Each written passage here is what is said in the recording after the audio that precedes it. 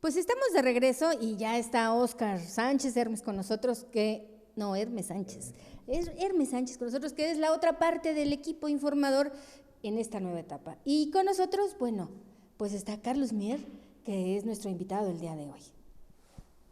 Hola, bueno, pues encantado de estar aquí con ustedes, deseándoles la mejor de las suertes en este esfuerzo sumamente creativo y pues una voz que contribuye a la diversidad de voces, ¿no? Gracias por invitarme. Óscar, no sé, yo estuve hablando hasta del clima, creo, o del clima me faltó, pero me imagino que querrás saludar a nuestro auditorio. Sí, muchas gracias, Lupita. La verdad, como dice Carlos, es un esfuerzo creativo. Bueno, gracias por la invitación, Lupita. Y me gustaría que que conociéramos más a nuestro invitado, qué es lo que hace en su actividad diaria como empresario y como presidente del IPAC y cómo ve las situaciones económicas en el país. No sé si nos quieras comentar, Carlos. Bueno, sí, efectivamente, en este momento me toca la responsabilidad y la distinción de presidir Industriales Potosinos, IPAC. Somos un organismo empresarial radicado aquí en la capital del estado. Se fundó en 1975 por un grupo de empresarios y de potosinos destacados. Y aparte de llevar a cabo las labores propias de las organizaciones empresariales, pues también tenemos una característica que es nuestro involucramiento con la sociedad. Nuestra vena social es importante. Que es algo de lo que carecen otras cámaras, ¿no? Pues no sé si necesariamente pudiéramos decir que carecen de, porque realmente se hace muchísima labor social por parte del empresariado potosino, pero gran parte de esto pues, se maneja En esfuerzos aislados. pero de manera filantrópica, o sea, no hay mucha difusión. IPAC sí es una de los organismos empresariales más comprometidos con la sociedad potosina de muchas maneras. Y bueno, estamos ahí presidiendo y contestando la pregunta.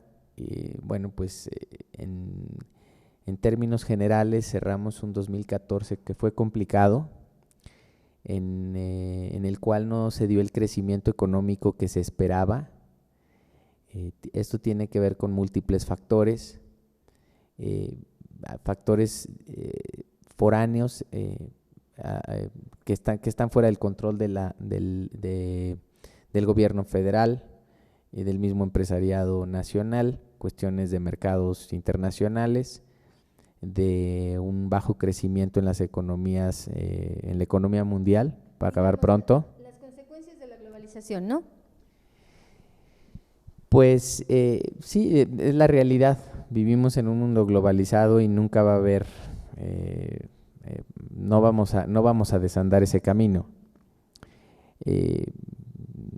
Realmente este tema de la globalización, bueno, ha habido globalizaciones varias en la historia de la humanidad y yo creo que en esta sí, pues ya nos convertimos en un mundo muy pequeño, ¿no? Y con cuestiones que hacen que las economías como la nuestra puedan sufrir, por ejemplo, fuga de capitales y cosas de ese tipo.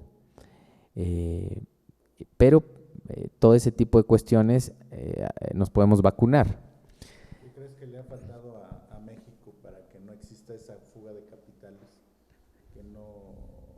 El por qué no ha tenido México el crecimiento que se ha proyectado en muchos rubros, el por qué existe una inflación desde la entrada del nuevo gobierno a la fecha.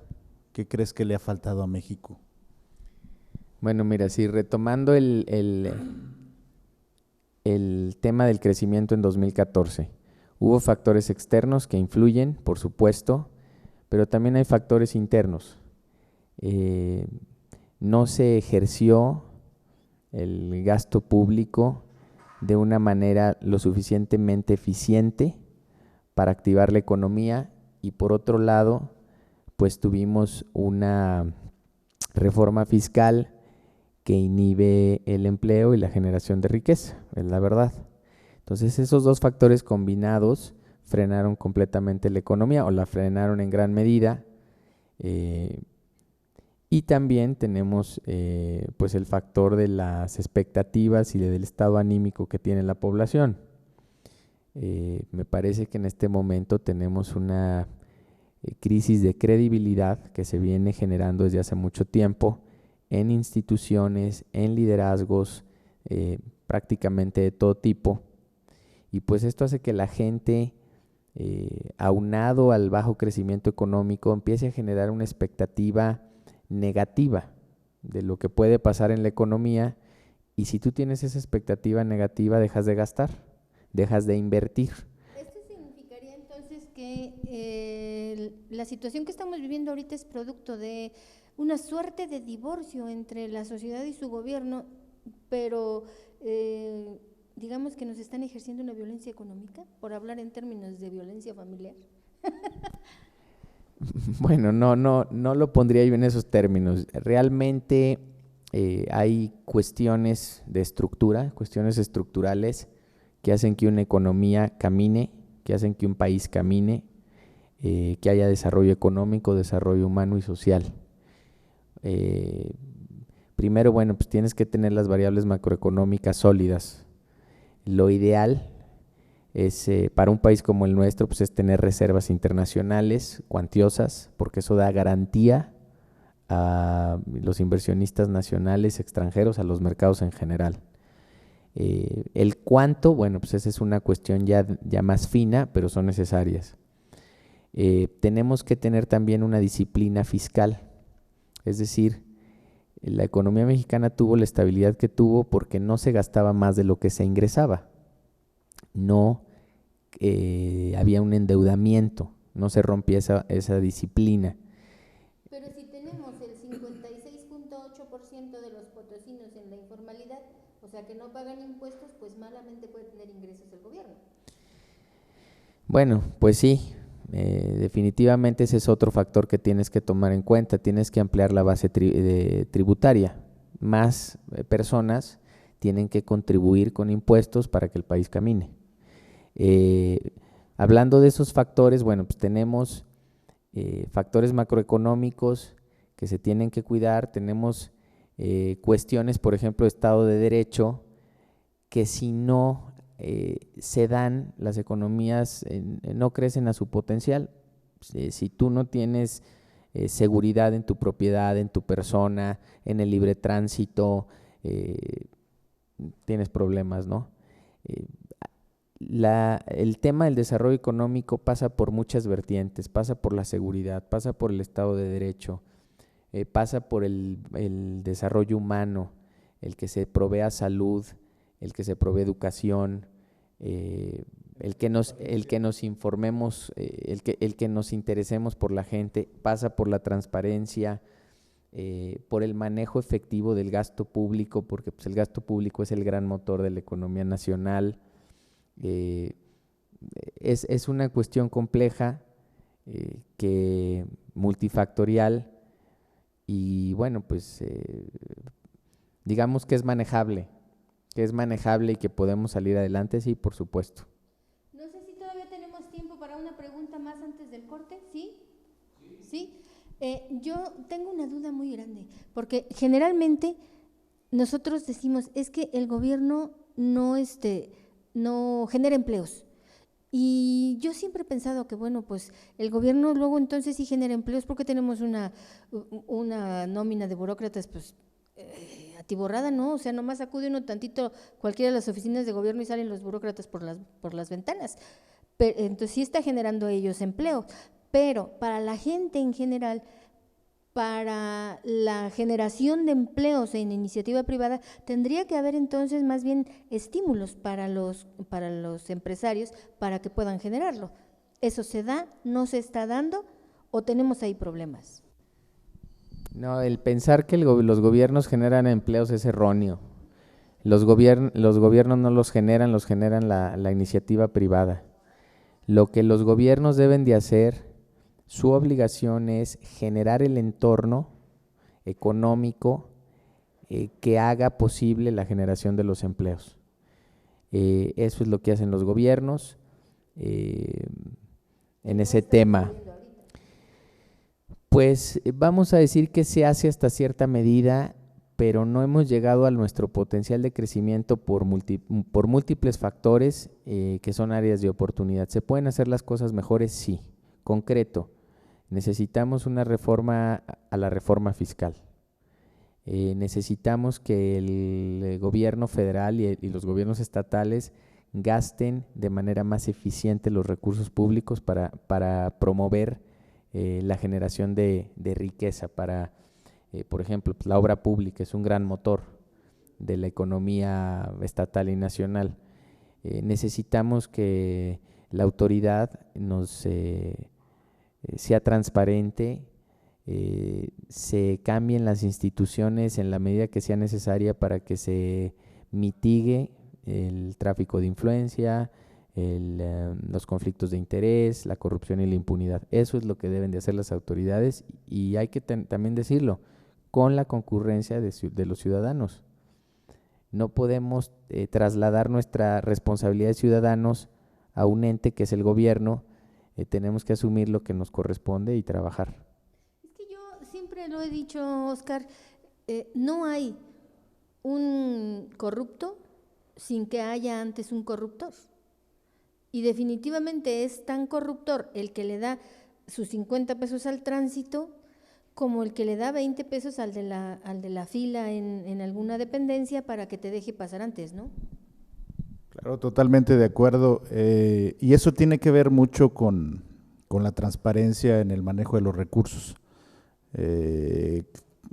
Esa pregunta quiero reiterarla a Carlos, que trabajó cuando él fue diputado local en una ley de transparencia. Y vemos la corrupción que se da en el orden federal, por ejemplo, en la licitación del tren rápido, y que tiene relación con la Casa Blanca del actual presidente y de su secretario de Hacienda, ¿no? Y me gustaría, obviamente, ver la opinión de nuestro invitado, en el sentido de la desconfianza que tienen las empresas que quieren invertir en México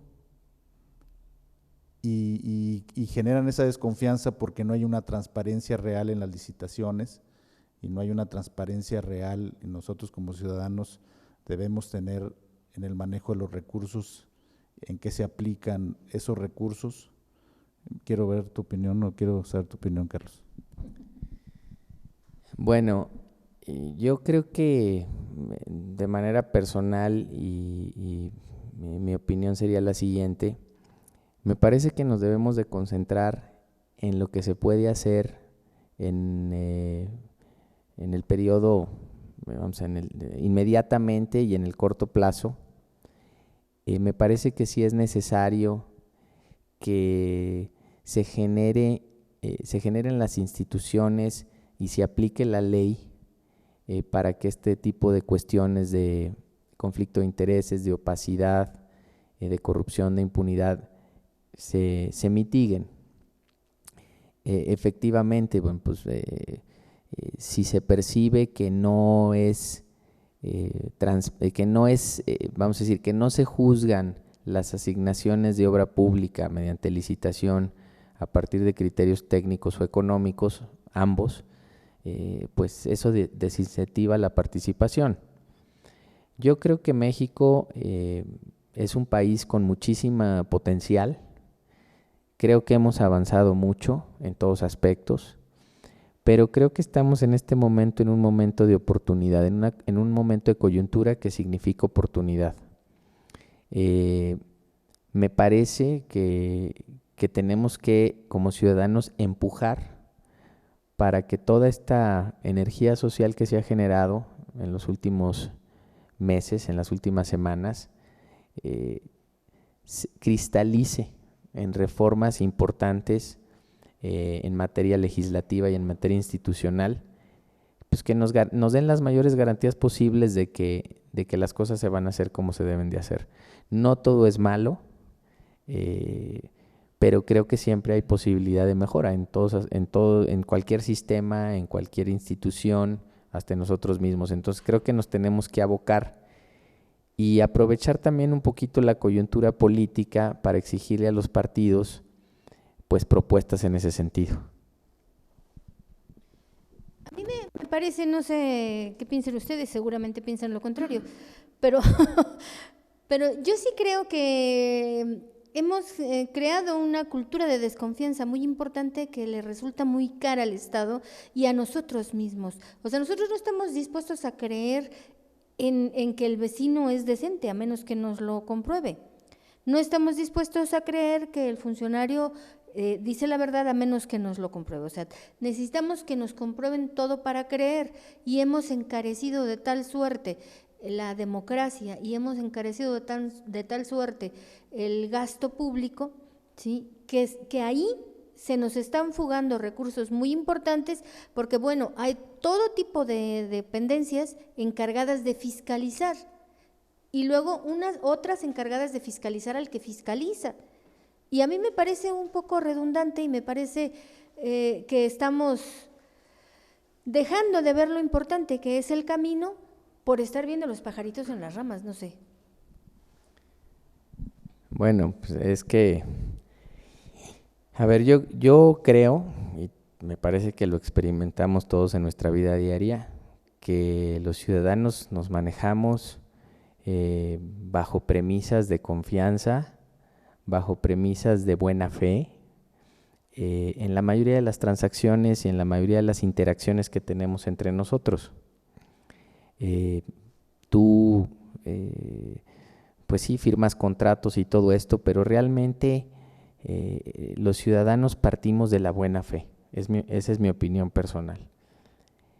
Creo que o yo abordaría este tema de la siguiente manera. Me parece que tenemos que generar sistemas preparados para el peor de los gobernantes. Es decir, que el sistema aguante y siga caminando con el peor, de los peores. Y no digo que se tengan o no se tengan, simplemente así se deben de diseñar los sistemas. Esa es la democracia, pesos y contrapesos. Esa es la democracia participativa, donde la ciudadanía se involucra para garantizar que sus intereses se ve por ellos y no nos quedamos en la clase política o en la partidocracia. En cuanto a instituciones, pues yo creo que hay muchas mejoras que se pueden hacer con voluntad política. No se trata de poner a cuidar al que cuida y hacer esta redundancia, pero pues hay cosas muy de lógica, y en esto pues siempre se va evolucionando. Por ejemplo, en el tema de la transparencia, la información se reserva. ¿Quién la reserva? Los comités de transparencia. ¿Quiénes conforman esos comités de transparencia? Pues los funcionarios de la institución a la cual se le está pidiendo la información. Entonces, eso es un sinsentido, No sé cuál sea la solución, ciertamente no funciona como está ahorita. ¿Por qué? Porque si yo reclamo cierta información que no es de autoridad, es del ciudadano, porque se parte del principio que todo lo que se genera a partir de recursos públicos es público. Entonces, si yo demando esa información, se genera un comité de información y ellos mismos deciden si reservan o no reservan. No tiene sentido. Por ejemplo, el que audita, en un caso hipotético, quizá real, está empleado por el auditado, no, esto no funciona. Entonces hay muchos cambios que se pueden hacer. Me parece que en ese sentido tenemos que centrar la agenda pública. Hay 4 o 5 leyes en el Estado que si nos abocamos a permanentemente perfeccionarlas, las cosas funcionarían mejor. Ahí coincidiendo totalmente contigo, hasta si nos fuéramos a cosas tan sencillas, por ejemplo, que las patrullas, como marca la ley, que tengan sus placas vigentes. Cosas tan sencillas, ¿eh? Y que no suceden, ¿sí? Vemos patrullas que uno como ciudadano, y dice muy bien Carlos, actuamos de buena fe, pero si te detiene una patrulla no es legal en ese sentido, ¿no? O me voy en el caso de la Auditoría Superior del Estado, ¿no? Habiendo evidencias tan claras como de una diputada que le manda un oficio al auditor para que no le corra a su hijo, eso es nepotismo, ¿sí? Y lo marca la Ley de Responsabilidades de Servidores Públicos, y no se hace nada. En 100,000 casos, como el expediente que se le perdió a la misma auditoría, y todavía es hora que no nos dicen cómo fue que se perdió el expediente de este trabajador que aparentemente era recomendado por un exgobernador. Ni nos dijeron qué pasó con el trabajador, ni qué pasó con el expediente, ni nada, o sea, nomás nos dejaron con las dudas, y eso es lo que alimenta la cultura de la desconfianza. Claro, y bueno, hay acciones que creo que quieren mejorar las cosas, como el nuevo sistema de justicia penal, pero no se van al problema de raíz, ¿no? O sea, hablan de protocolos, la ley, y no existen esos protocolos. Yo creo que es una buena ley, pero no lo marcan de forma global, sino se van sobre el sistema judicial, y los elementos del Poder Ejecutivo no funcionan porque no se reglamenta o no se legisla al respecto, ¿no? Entonces… Hacen leyes parche, o sea, están haciendo leyes parche. Ahí tienes, por ejemplo, la reforma al Código Penal. En la reforma al Código Penal resulta de que ¿cómo se llama? Cuando eres la infidelidad, la infidelidad es un delito, pero si buscas a dónde irte, ya no, o sea, no te dice más nada, nomás te dice que es un delito y no sabes ni con qué se castiga, ni cuáles son las formas de infidelidad que puede haber, o sea, nada de eso. ¿Cómo se llama? Cuando tienes relaciones con parentesco, el incesto, simplemente ni siquiera lo tomaron en cuenta. Y luego salen con la onda de que, no, pues es que está considerado como violación agravada. O sea, no es posible. No es posible, porque la violación agravada es una cosa y el incesto tendrá que ser otra.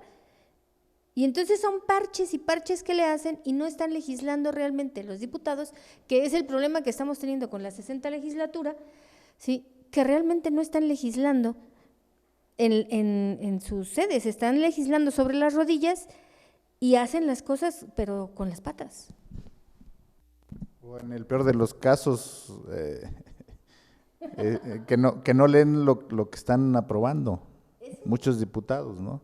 O desconocen del tema y no se asesoran con quien se deben de asesorar, además de que tienen recursos para ello, ¿no? Contratan gente que sin perfil. Tienen un estudio, ¿no? Un comité, un colegio de asesores, no sé, de legislativos. Se supone que es un grupo de asesores especialistas en todas las materias, y entonces, bueno, pues es que no hay para dónde hacerse con la 60 legislatura, definitivamente ahí sí no hay manera. Mira, yo creo que efectivamente tenemos una situación complicada en nuestro país, a pesar de los grandes avances que hemos tenido como sociedad a lo largo de los años. O sea, México ha cambiado muchísimo en muchas cosas, culturalmente.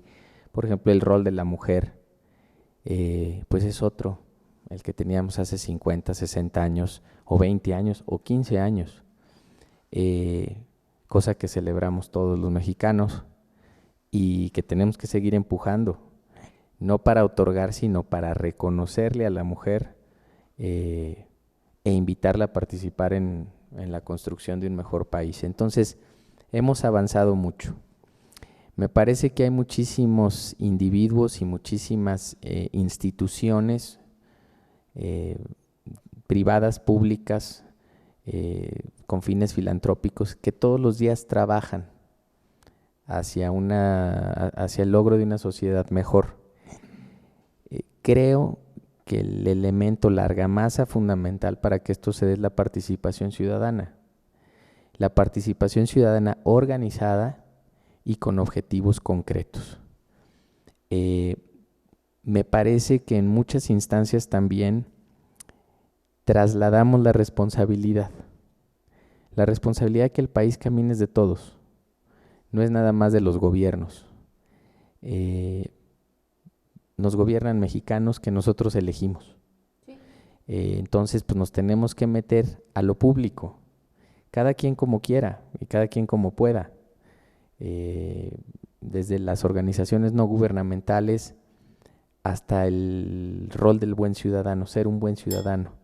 Para que México cambie, una de las cosas que también necesitamos es reconocerle lo bueno a la gente en el ámbito que esté, celebrarlo. Y también y sobre todo, a veces se nos viene encima y nos abruma los problemas. Pues, por ejemplo, tenemos que vivir y educar en valores, eso es fundamental. Cosas como la corrupción en una persona que ha tenido una buena crianza en su casa, es difícil que aprendan. Y por el otro lado, bueno, pues ya entraríamos al tema que ustedes veo que les gusta, que es la política. No nos gusta. Pues en ese tema realmente hay que empujar porque la Agenda 2015 sea una agenda de propuesta concreta, medible, que nos dé un mejor nivel de vida y de circunstancias y que vayamos caminando en ese camino, ¿no? Y realmente no es que nos guste tanto, sino que en este es el momento de empezar a convencer a la gente de que podemos tener un mejor gobierno si participan, ¿sí? Porque el año próximo hay elecciones y entonces si nosotros nos volvemos a equivocar en la elección de diputados locales, por ejemplo, pues ahora sí que, bueno, va a ir peor que este año y que el año pasado.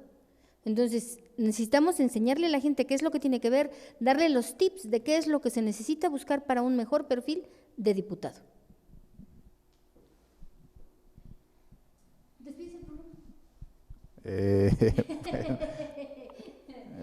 Bueno, agradecemos mucho a nuestro invitado, Carlos Mier. La verdad es que siempre es agradable que nos des tus opiniones y muy enriquecedoras también. Muchas gracias, Carlos, por haber venido y darnos tus opiniones. Siempre propositivo a pesar de que yo tomé vinagre. Y bueno. No, pues yo encantado, digo, realmente les deseo el mejor de los éxitos. Créanmelo, amigos, que estamos en un sitio con gente muy capaz, muy creativa, con algunas limitantes de tipo técnico, pero realmente pues, con el corazón bien puesto, ¿no? Entonces les deseamos el mejor de los éxitos porque realmente necesitamos muchas voces para construir un mejor país. Y bueno, pues a ustedes que nos han hecho favor de acompañarnos en este nuevo ciclo de su Informador San Luis, pues les agradecemos mucho que estén con nosotros, podrán seguirnos viendo cada viernes a esta misma hora, pero además también nos van a encontrar en YouTube, nos van a encontrar en Facebook, ¿sí? Y bueno, ya les voy pasando las direcciones desde la página del programa. Por ahora, pues muchísimas gracias por el favor de su atención. Recuérdelo, no se le ponga de frente al antialcohol. Hoy dejamos por aparte las frías y los destilados porque pues es que es el primer programa, pero nos vemos pronto.